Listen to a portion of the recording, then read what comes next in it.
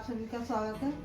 और जैसा कि आप सब जानते हैं नाम से ही कि मेरा फूड चैनल है और जो किचन में मेरे पास अवेलेबल होता है ज़्यादा से ज़्यादा बेस्ट यूज़ करना सिखाती हूँ और नई से नई रेसिपी आप तक पहुँचाने की कोशिश करती हूँ।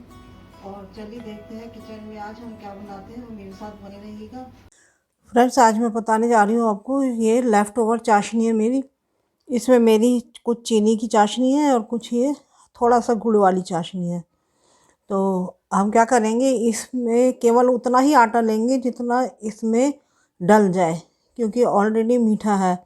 अगर मीठा आपको कम लगता है तो आप पिसी हुई शुगर ऐड कर सकते हैं, कोई भी, अगर ज़्यादा मीठा खाना पसंद करते हैं। नहीं तो इसमें केवल हम उतना ही आटा ऐड करेंगे जितना कि इसमें सही से गुथ जाए, उससे ज़्यादा आटा ऐड नहीं करेंगे।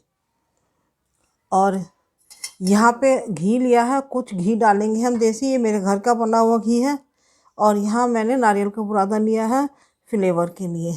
अब मैं पहले आटा लूँगी, यहाँ पे छना हुआ लेना है आटा। तो ये मेरा आटा है और ये मेरी चाशनी है।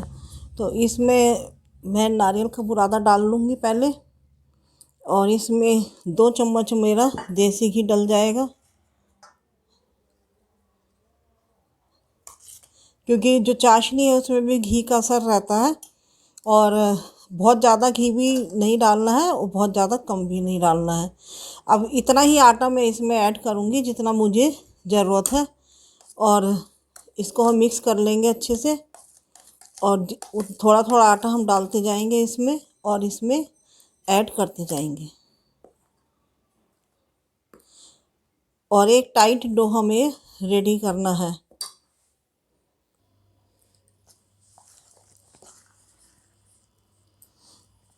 अभी थोड़ा आटा इसमें और डल जाएगा।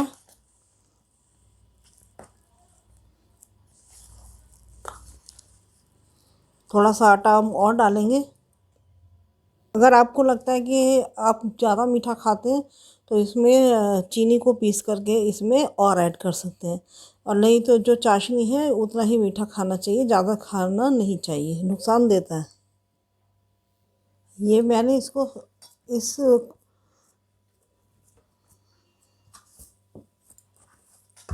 ये देखिए, इस टाइप का ये डो होना चाहिए।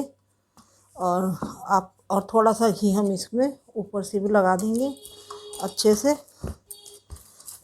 क्योंकि घी अच्छा होगा तो इसलिए अच्छे क्रिस्पी बनेंगे। चाहे इसके आप बिस्किट बनाइए, चाहे इसके शक्करपारे बनाइए, गोल चौकोर बनाएंगे, कोई भी शेप आप दे सकते हैं। बिस्किट की शेप भी दे सकते हैं और शक्करपारे स्क्वायर शेप दे सकते हैं, जो आपको पसंद आए वो शेप दे सकते हैं।